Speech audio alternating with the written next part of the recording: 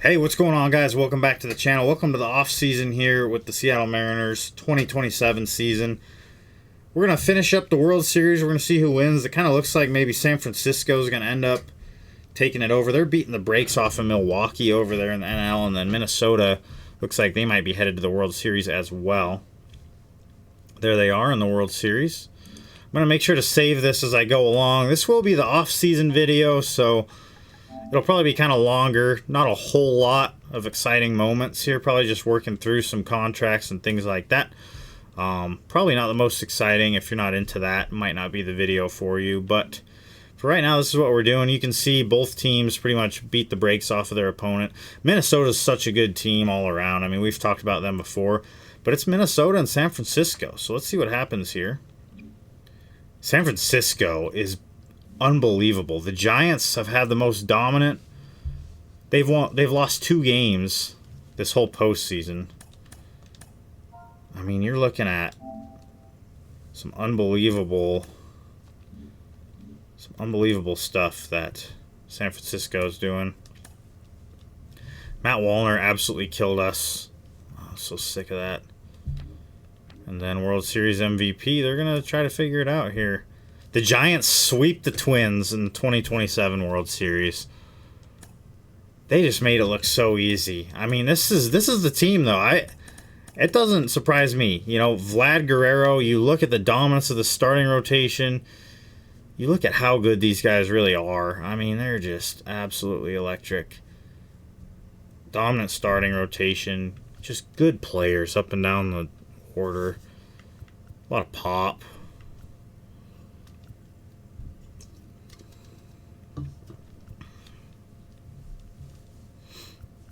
Anyway. Wow. Anyway. So, San Francisco wins the World Series. We're going to advance to the offseason here. Pitching coach and first base coach have ended. That's fine. We can do that. Players who do not have contracts for the 2028 season. Okay. Qualifying offers. 1 year, $22 million. Okay, who's retiring? Anybody that we know? Kyle Hendricks retiring. He had a good career. Some of these guys are just not good. Garrett Cooper, huh? Yeah, he's gone. Okay, that's fine. Clayton Kershaw to the Hall of Fame. No surprise there. No surprise there. I don't like that. It's not bad, Carlos. There you go.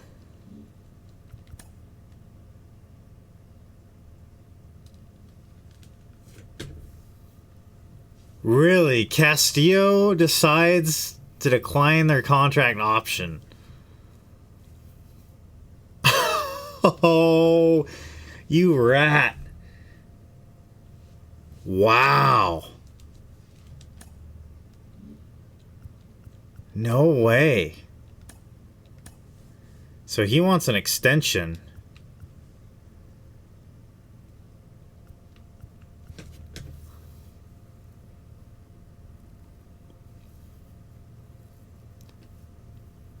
That guy.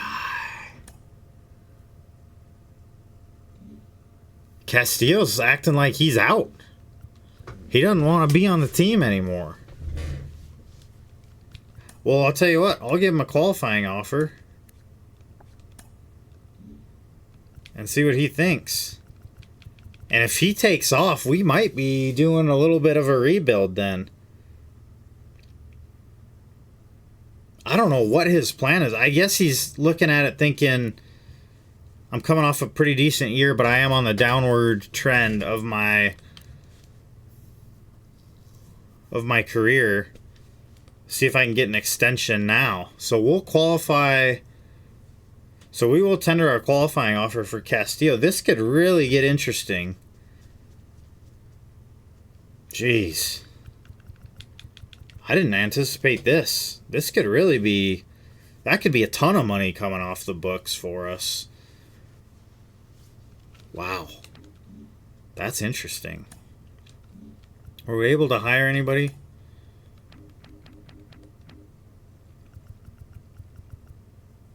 Yeah, okay. So he's still out there for us.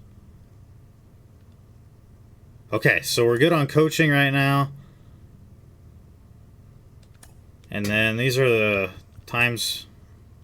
This is the last time for us to tender the qualifying offer. We did give Castillo the qualifying offer because he was technically only had. Because Castillo technically only had 1 year left.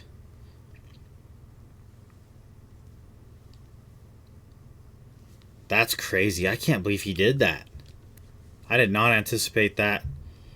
But he decided, you know what, we're going to be out there. He's a 6-time All-Star, 2-time Cy Young Award winner. He's going to go out there and try to get his money. I don't know. I don't understand that logic, but whatever. The rest of these guys are gone. I think he's reading the writing on the wall saying there's going to be a lot of guys leaving. But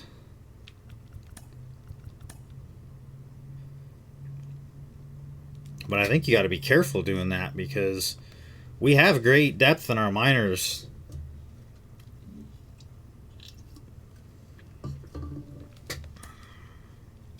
Okay, we're into free agency here. Okay, this is where things kind of get interesting. So, Luis Robert was the guy that we were really into. They offered him $163 over 7 years.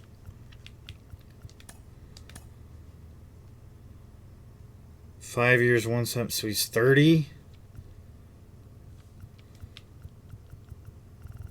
Ooh, he's going to be expensive.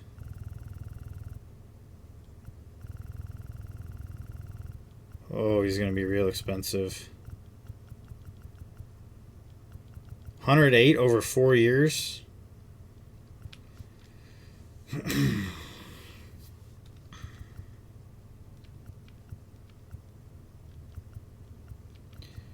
Could put a club option in there.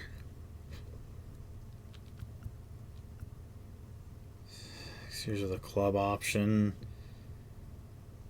Ugh, I don't want him for that long, dude. That's good. Just gonna bump along and see what we got. Yeah, we still are the leading. Looks like Shane Bieber might go to the Angels. The Angels are spending some money.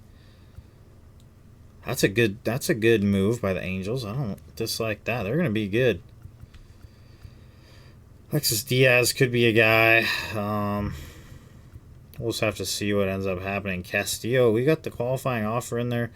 Reed Detmers is getting a pretty good offer there from the Angels. Nolan Arenado's an interesting one. Headed to the Mets potentially. Jose Ramirez, contractless. Let's see. He wants a 2-year deal at 8.1. 6.5. Player option. If we could steal J-Ram on like a 2-year deal, that could be pretty cool. We'll throw that out there and just see. I don't think he's super interested, but he is a contender.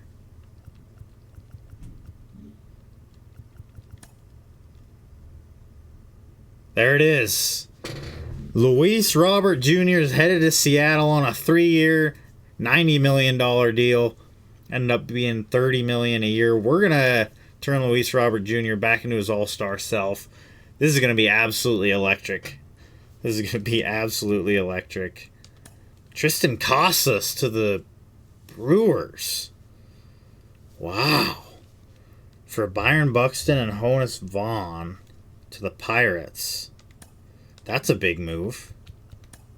So what does the Pirates look like now? Jordan Walker. Skeens. Obviously Bellinger. Nice. Brian Hayes. Triolo. Shane Baz. Nice. Andres Jimenez. It's a good team. They're going to be ready to win next year. Keller. I don't know why they traded. I don't know why they traded away Casas, but You look at the Brewers now. You got Sal, Frelick, Bednar, Warner. There's Cassis. Pretty good. Pretty good piece there.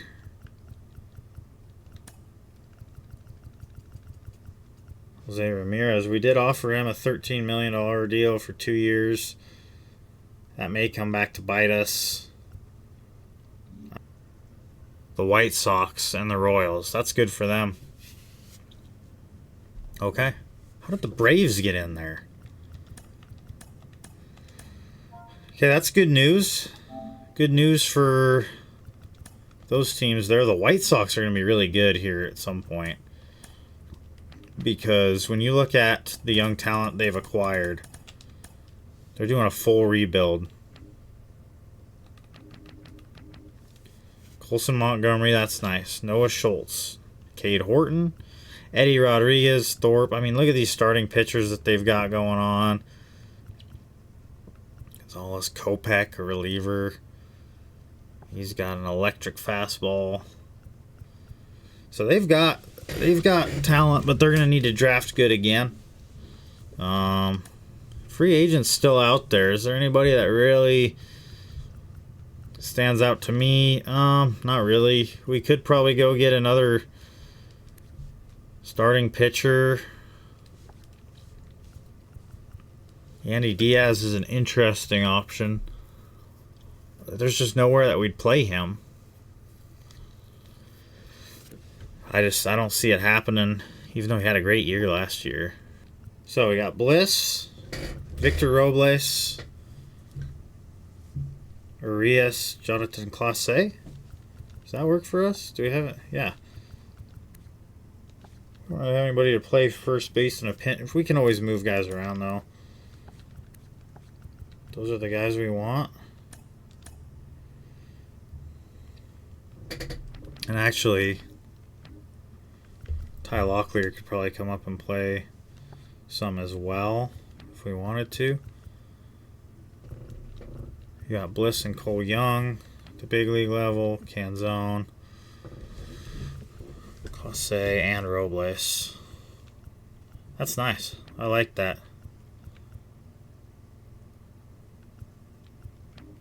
We need some right fielders in our life. So, spring training. Okay. All right. So, all in all, we're going to do a quick off-season recap. We're going to start with the pitching rotation. You saw the drama with Luis Castillo. I don't know what went wrong, but he's gone. He didn't want to be here. He didn't want to play for the Mariners anymore. So, it's Kirby, Gilbert, Bryce. That's excellent. Emerson Hancock getting his chance as we anticipated. But then the guy that we did not anticipate, Mitch Denny. This was a guy that we drafted out of Texas. He's 24. He's going to be pitching in his rookie season this year. He's not quite big league ready, I don't think. But he's going to get through it. He's going to grind it out. And we're going to see how he does. Hopefully he develops a little bit this season. We like his stuff, man. He throws a firm fastball. Not super hard, but 94. Slider, two-seam split and changeup. Just a great pitch mix. I really like what he does. I'm excited to see what he looks like in his debut. This is the lineup that we're going to be rocking with this year, I think. Canzone, not a typical leadoff guy, but after what he's done the last couple seasons, I think we're going to do just fine having him up there. The on-base has been good, 330 to 348. Last year was outstanding. He does have only 2 years left of his contract, and he probably won't get re-signed. But we'll have to see what happens. Good vision, that's important, and a little bit of pop. And a little bit of speed. So that's why he's going to be there. Jose Ramirez on a 1-year deal to Seattle. You can see he's declining a ton. But that's okay. We're going to get him right. We're going to get him hitting. And if he just continues to decline, it's okay because he's on a 1-year deal. Luis Urias will be taking a back seat this season. He just has not turned into the player that I expected. He will be back next year, I think, when Jose Ramirez is probably going to be done. He's played his whole career in Cleveland. We'll play him for 1 year in Seattle and see what happens. He's got 320 career homers, 463 doubles. But we're going to see if he's got anything left in the tank. 1 year, $8.5 million. Figured that was worth it. Switch hitter. pop against lefties, which is really important. Good plate vision. We're going to make sure he's good to go. Julio Rodriguez, of course, hitting in the 3-hole. That'll be excellent. Josh Naylor, once again, in the 4-hole. Cal Raleigh hitting 5. He's going to primarily DH this year. We're going to let Harry Ford develop with the defense. He's been outstanding. So Raleigh in the 5-hole. Luis Robert Jr., right-handed bat, in the 6-hole, which is hitting pretty low for him. But I do like having that power in the middle of the lineup. We could move him around as needed, but I really think that that's going to be the best option for him. Then, of course, Josh Rojas falls down quite a bit, but he'll be a good solid bat in the 7-hole. Harry Ford hitting 8, and Cole Young, the rookie shortstop in his first year, hitting 9. So a lot of young talent for us. Honestly, pretty solid lineup. The only weak spot really is going to be Rojas, but even so, he can still hit. He can still play a little defense here and there, so we'll have to see how that works out.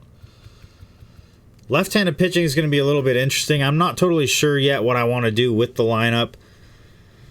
So right now, Harry Ford is slated to be the leadoff guy, but what I'm kind of thinking is going to happen is against lefties, one of these two guys is going to sit, whether it's Harry Ford or whether it's Cal Raleigh. It's going to be a good chance for them to rest.